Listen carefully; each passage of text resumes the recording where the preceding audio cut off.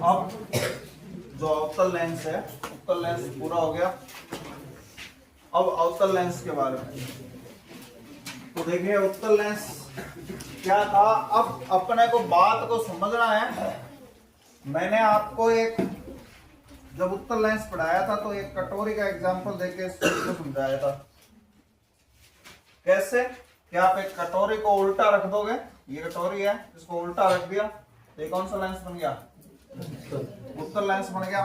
अब अगर आप इसकी ऊंचाई नापो, ये जैसे कटोरी है, इसकी ऊंचाई अगर आप नापो तो साफ साफ दिख रहा है कि बीच में से ज्यादा ऊंचा है, किनारों में से क्या है? कम ऊंचा है। तो इसको हम क्या कह देंगे? बीच में से मोटा और किनारों पे से क्या हो गया? पतला, ऊंचाई के अकॉर्डिंग। अब उसके बाद में अब अवतल लेंस की बात करें तो इसी कटोरी को सीधा कर दें तो ये अवतल होगी ना। अब उसको ऊंचाई के रेफरेंस में नापें, क्योंकि ये कंफ्यूजन होते हैं इनमें। ये कंपटीशन में आपको इस तरीके से इस्तेमाल करना पड़ेगा ना कि वो रटने वाले तरीके से। तो यहां पर अब ऊंचाई नापें अगर, तो देखिए किनारों की ऊंचाई क्या है? ज्यादा होगी और बीच की ऊंचाई क्या है? इतनी सी होगी। तो इसका मतलब क्या हो गया? बीच में से तो क्या? पतला और किनारों पर से क्या? मोटा। तो लिखिए सबसे पहले अवतल लेंस।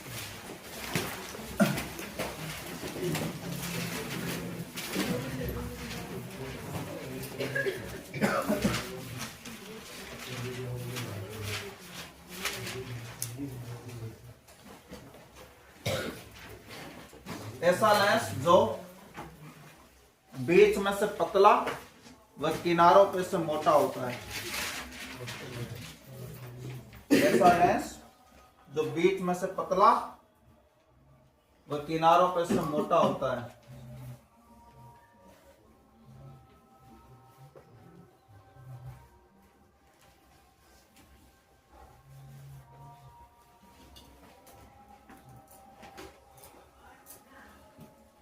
यह, फिर आगे लिखिए, यह अनंत से आने वाली किरणों को, अनंत से आने वाली किरणों को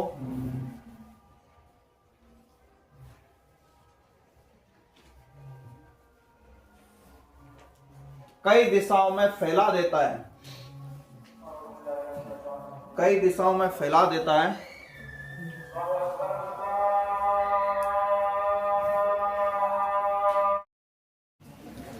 तो अब देखिए, अवतल लेंस हम पढ़ चुके थे कि प्रकाश की किरणों क्या करेगा? फैलाएगा। फैलाने को कहता है प्रसार, और इसको अपसार भी बोलते हैं। इस वजह से ये क्या हो गया? अपसारी लेंस हो गया। अब अपसारी लेंस हो गया, और ये ध्यान रखना कि इसका उपयोग दूर की वस्तुओं को देखने में किसका? अवतल लेंस का उपयोग किया जाता है। ठीक है। अब अवतल लेंस जो है उसके उपयोग लिख लें। अवतल लेंस के उपयोग,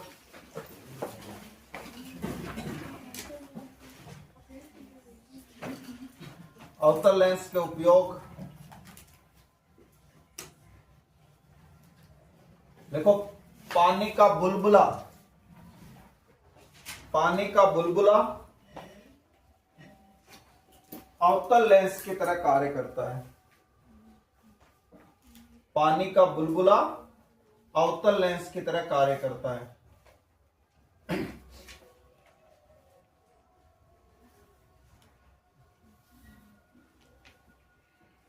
ध्यान रखना, उत्तल लेंस में हमने पढ़ा था कि जो ओस की बूंदें होती है वो कैसे होती है? उत्तल की तरह।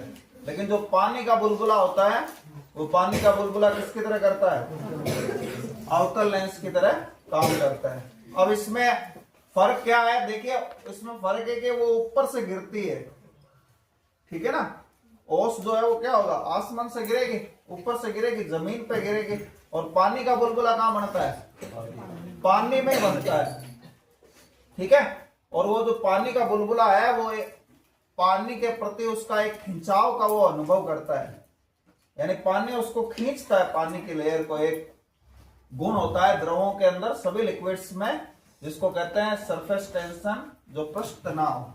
तो उस पृष्ठ तनाव की वजह से कोई भी लिक्विड है उसकी सतह को उसका नीचे वाला पार्ट क्या करता है, खींचता है। तो खींचने की वजह से वो धंस जाता है, तो धंस गया तो फिर क्या हो गया, अवतल हो गया। ठीक है ना। तो इस वजह से तो ये आप याद रखना कि पानी का बुलबुला अवतल लेंस। फिर आगे लिखिए चश्मे में, चश्मे में और ब्रैकेट में लिख लो दूर की वस्तु को देखने। चश्मे में दूर की वस्तु को देखने।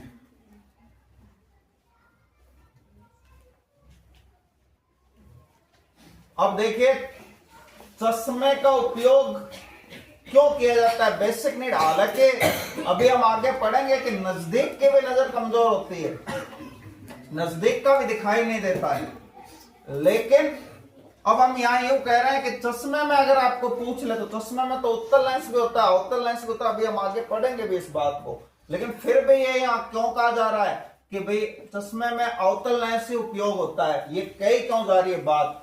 तो ध्यान रखिएगा चश्मे के रिक्वायरमेंट क्यों है। तो चश्मे के जो बेसिक रिक्वायरमेंट है वो दूर की चीजों को देखने के लिए है। ठीक है। नजदीक का चश्मा है उसको जरूरत पड़ती है जो बुक रीडिंग, इसलिए इसको रीडिंग ग्लासेस भी बोलते हैं। समझ में आ गया ना। ये जो नजदीक के जो जिसकी आंखें कमजोर होती है उसका जो चश्मा है वो सिर्फ क्या है कि रीडिंग नहीं कर पाता। कोई अगर मान लीजिए कि इलिटरेट है, अनपढ़ है, तो उसको इतने उस नजदीक वाले ऐसा नहीं होता, वो बस थोड़े जो बारीक लिखे हुए हैं उनको नहीं देख पाता, बाकी कोई नजदीक की नजर में कोई इतनी विशेष प्रॉब्लम नहीं होती है उसको। समझ में आ रही ना बात। लेकिन बेसिक नीड क्या है, चश्मे के रिक्वायरमेंट क्यों पड़ी, तो चश्मे की रिक्वायरमेंट इसलिए पड़ी कि वो क्या होता है, दूर की वस्तु नहीं नजर आएगी तो कई सारी गड़बड़ हो सकती है। समझ में आ गया ना। तो इस वजह से तो जो मेनली जो चश्मा जो था, जो उसका यूज था वो क्या था, दूर का। समझ में आ रही ना बात। अब जैसे मोबाइल था, उसकी बेसिक नीड तो किसके लिए थी, बात करने के लिए, दूर बैठे व्यक्ति से बात करने के लिए। लेकिन उसने कई सारे जो बिजनेस है उसको ठंडा कर दिया, जैसे कैमरे वालों को, घड़ी वालों को। ठीक है ना। तो ये बहुत सारे ऐसे हैं उसको उसने नुकसान पहुंचा दिया, लेकिन फिर भी बेसिक नीड क्या है, बात करना। ठीक है ना। तो ये बात है यहां पे। आगे लिखिए फ्लैश लाइट में, आगे लिखिए फ्लैश लाइट में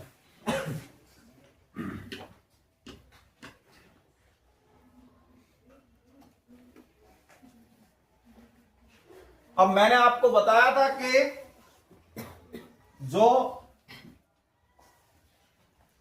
अपने कैमरा है उस कैमरे में इस तरह से यहां बीचों बीच एक लेंस होता है, उसको अगर आप हाथ लगा के देखेंगे वो आपको समझ में आ जाएगा कि उत्तल है। कौन सा है, उत्तल है, इसलिए हमने वहां पढ़ा था कैमरे में।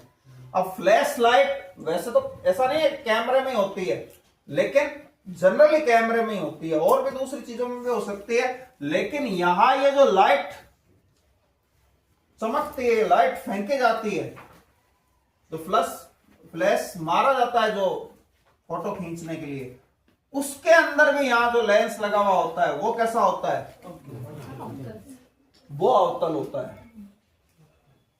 ठीक है ना। इस लेंस का क्या काम है उत्तल का, कि जब वो लाइट टकरा के आएगी, जिसका फोटो खींच रहा है उससे वापस टकरा के आएगी, उसको पकड़ना है उस लाइट को, तब तो ये उत्तल है। लेकिन जो फ्लैश जो लाइट है वहां पे जो लेंस लगा हुआ है वो कैसा है, अवतल है।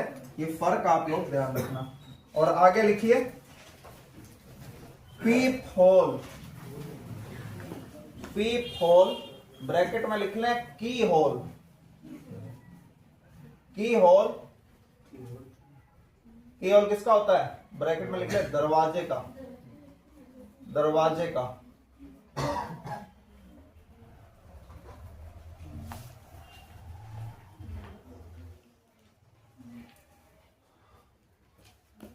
दरवाजे जो होते हैं हमारे यहाँ तो जरूरत नहीं पड़ती है, लेकिन कई जो सोसाइटियां वगैरह होती है जहां थोड़ा सा डर रहता है, आसपास के पड़ोसी भी एक दूसरे को जानते नहीं है, तो वो फिर वहां क्या करा जाता है कि किसी ने अगर घंटी बजाई है तो फिर वो की होल से देखेगा पहले कौन है।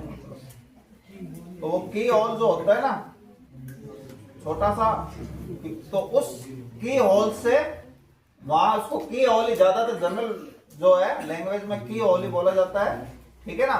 तो वो जो है उसमें जो लेंस लगाया जाता है वो भी कैसा होता है, अवतल लेंस होता है।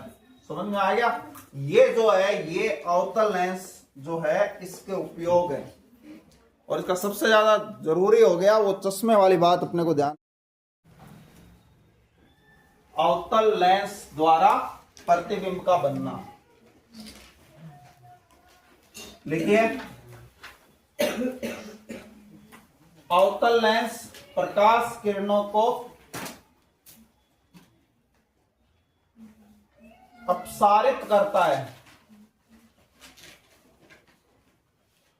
अवतल लेंस प्रकाश किरणों को अपसारित करता है, अतः इसका प्रतिबिंब आभासी व सीधा होता है। अतः इसका प्रतिबिंब आभासी व सीधा होता है।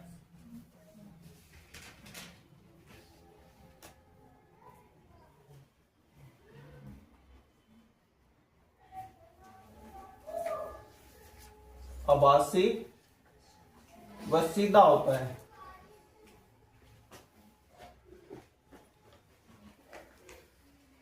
अब देखिए ये इसका चित्र है। अब क्या है, वापस वही है। यहां देखिए दर्पण चेंज हो गया। हमें पता है कि अवतल दर्पण क्या होता है, ये बात हमें पता है। तो हम चित्र अवतल कम से कम इतना तो पता होना ही चाहिए कि हम कंपटीशन का एग्जाम दे रहे हैं कि भाई ये अवतल दर्पण है, ठीक है। अब अवतल दर्पण के भी केंद्र में क्या हो गया, प्रकाश से केंद्र, इसको किससे व्यक्त करते हैं, ओ से। तो ये ओ हो गया। फिर अब देखिए ये प्रकाश की किरणें आई, प्रकाश की किरणें आई, ये आई इस तरीके से और इसने इसको फैला दिया। तो फैलाने की वजह से क्या हुआ कि ये प्रकाश किरणें जब इसने फैला दी तो फैलाने की वजह से ये कभी मिलेगी नहीं क्योंकि दिशा अलग अलग होगी। इसलिए हम क्या करते हैं कि भाई ये मिलते, ऐसा मान लेते हैं कि भाई यहां आके क्या होता, मिलती। तो जहां पे ये मिले वो हमारा क्या हो गया, चाहे दर्पण हो चाहे लेंस हो, उसका रूल ये है कि भाई फोकस को आप डिफाइन करना चाहें प्रैक्टिकली तो फोकस को डिफाइन, ये फोकस है। प्रैक्टिकली निकालना चाहें तो जब प्रकाश किरणें मिल रही है वो फोकस होता है। तो ये फोकस है और फोकस के जितने की जितनी दूरी फोकस से और तय कर लें तो एफ के बाद क्या आ गया, 2f। आप एफ और 2f दिमाग में रखना, ध्यान रखना। ये 1 2 तो वहां पे दो थे इसलिए लगाया था हमने, ठीक है। ये समझ में आ गया। और अब पूरे रेंज, लास्ट रेंज जहां तक दिखाई देता है वो क्या होगी, ये बात हमें समझ में आई हुई है। ये लेंस में भी कॉमन है, दर्पण में भी कॉमन है। हाँ, दर्पण के केसेस में इसको 2f ना बोल के हम c बोलते हैं, वक्रता के अंदर यहां भी बोल सकते हैं, कोई दिक्कत नहीं है। लेकिन आप कंफ्यूज हो गए क्योंकि वहां मैंने आपके दिमाग में ये बात बैठाई थी कि इसको गोला मानो आप, तो वहां c करना इजी होता है कि दर्पण का केंद्र है। तो यहाँ पे 2f मान लोगे तो यहाँ इसको इस तरीके से याद रखोगे तो आपको कंफ्यूजन भी नहीं होगा, फिर गलती होने की संभावना ही खत्म हो जाएगी कि भाई दर्पण आए तो गोला बना के वो सारे पॉइंट्स बनाने हैं और जब लेंस आए तो फिर हमें ये ओ बना के ये सारे पॉइंट्स बनाने हैं, ठीक है। ये बात हो गई।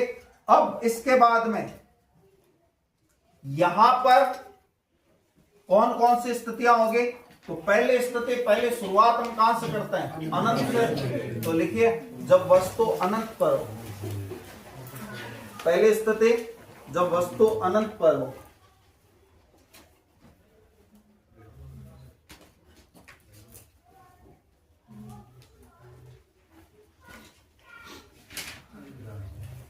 हाँ, अब आपको बताने की जरूरत है क्या, प्रतिबिंब कहां बनेगा।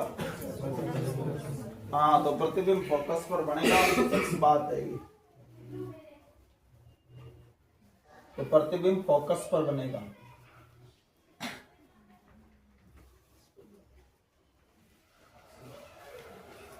ठीक है भाई, तो प्रतिबिंब फोकस पे बनेगा।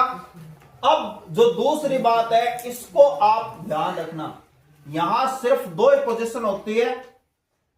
चित्र आप जो है बना लोगे ना अपने आप जैसे मैंने समझाया वैसे बनाना है, जगह छोड़ दो। सेकंड जो पोजीशन है उसको आपको समझना है, यहां भी दो ही पोजीशन है। जैसे उस उत्तल दर्पण में दो ही पोजीशन थी, इसी तरह अवतल दर्पण में भी दो ही पोजीशन है। लेकिन यहां ध्यान रखने की बात यह है क्या, अब देखिए अनंत से लेके, अब हम बार बार ये नहीं कहेंगे कि F1 पर, सॉरी F2 पर या 2F पर या F पर या यहां कितने भी क्वेश्चन आ सकते हैं, हम इसको दो में समेट देंगे। क्योंकि आपने दर्पण याद करा हुआ है ना कि भाई उत्तल दर्पण में दो पोजीशन, तो उत्तल दर्पण का अपोजिट लेंस जब होगा, लेंस में क्या होगा, लेंस दर्पण का क्या हो गया, अपोजिट हो गया, तो इसमें भी दो। अब आपको कितने भी स्थितियां पूछ ले, मैं इसको आपको सारांश करके दिखा देता हूं। ये क्या है, ये पॉइंट क्या है, किनारा, इसको किनारा मान ले एक बार।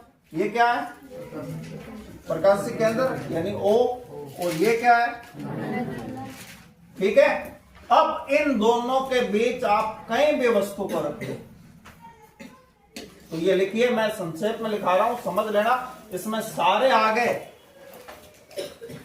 वस्तु को अनंत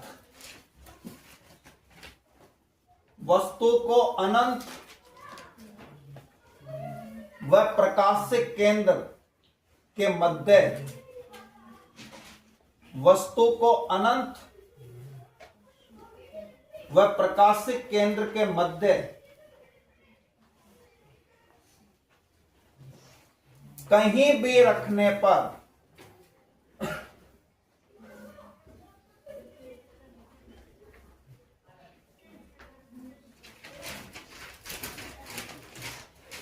अच्छा भैया, आपको परसों पढ़ाया हुआ याद है क्या कि मैंने कहा था कि अगर इसको इधर खिसकाएं अभी अनंत और इसके O के बीच में, सबको भूल जाएं आप। चलो हम इसको बना ही लेते हैं, बाकी कुछ भी नहीं बनाएंगे हम।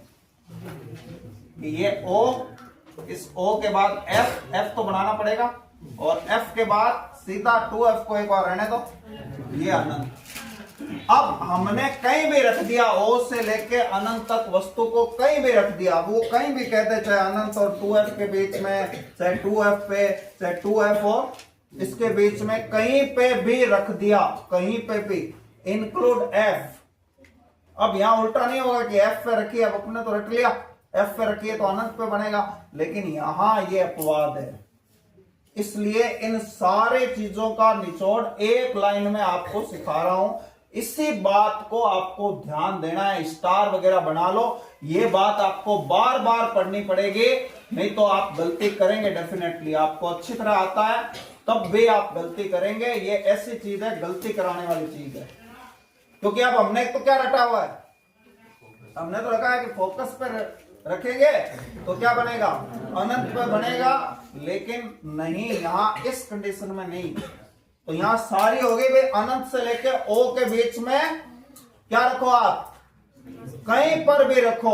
अब मुझे बस एक बात का आप जवाब चाहिए, इसमें आपको समझ में परसों आया या नहीं आया कि मैंने वस्तु को इधर खिसकाया, अब अनंत पे रखी हुई थी तो वो उसका कहां था, प्रतिबिंब यहां बना था, तो अब मैंने इसको इधर खिसकाया तो प्रतिबिंब किधर खिसकने को बोला था परसों,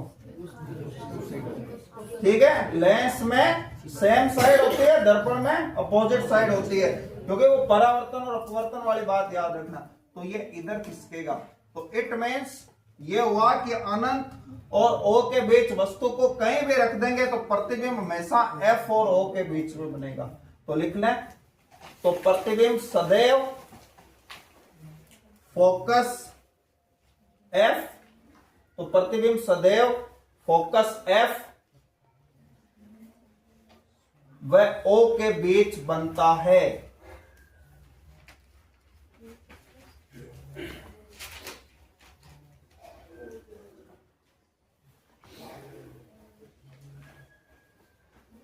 अब इस बात को समझने के लिए कि आप ये गलती नहीं करें, ये कॉपी पढ़ें, तो उस समय इस बात को समझने के लिए आपको क्या करना है, अपने दिमाग में इस गलती ये नहीं हो कि भाई अनंत और 2f के बीच अब आपको चित्र 3-4 बनाने हैं। बात तो हमने एक में खत्म कर दी, चित्र आपको 3-4 बनाने। कैसे बनाने हैं कि पहली पोजीशन कौन सी है, अनंत और 2f के बीच वाली, यहां पे आप वस्तु को रख देना और प्रतिबिंब के लिए फिक्स कर दो इन दोनों के बीच वाला हिस्सा कि प्रतिबिंब यहां बनेगा। अच्छा, आभासी इधर बनेगा तो क्या होगा, आभासी होगा। आभासी होता है तो वो कैसा होता है, सीधा होता है, तो यहां बनेगा। फिर इस 2f पे ले आना, अगले पोजीशन में क्या करो, एक चित्र अगला बनाओ, उसमें 2f पे ले आना, 2f में भी लाओ, तब भी यही बना दो अपने समझने के लिए। तो भी कहां बना भाई। अब हम क्या है कि बीच का मतलब बिल्कुल बीच नहीं है, समझ में आ गया ना भाई।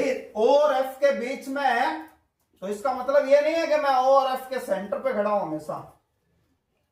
समझ में आई ना बात कि हम कहीं जा रहे हैं कि मान लीजिए कि बीकानेर और जयपुर के बीच में हूं मैं, तो बीच का मतलब ये नहीं है कि पूरा पूरा बीच में हूं, समान दूरी पर, वैसा नहीं। बीच में मतलब कहीं पे भी बीच में।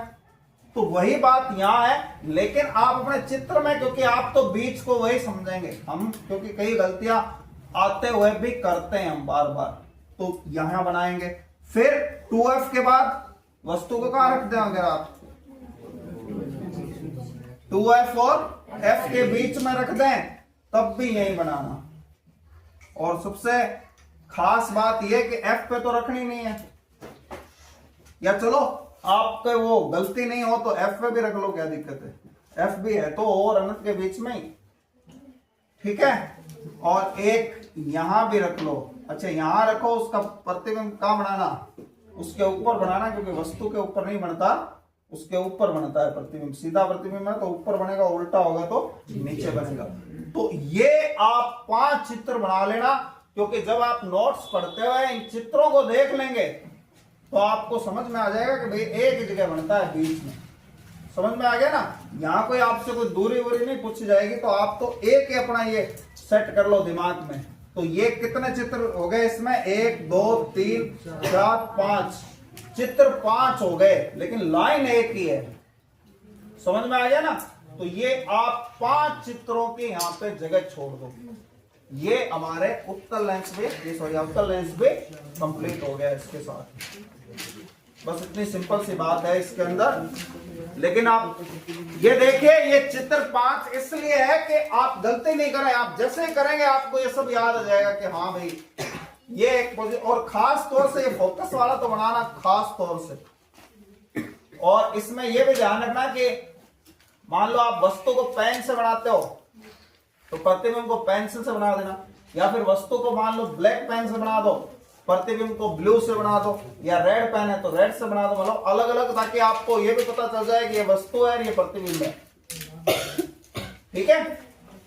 तो ये ऐसा करने से हमसे गलती नहीं होगी, ये सबसे जरूरी चीज है, क्योंकि यहां गलती होने की प्रबल संभावना होती है।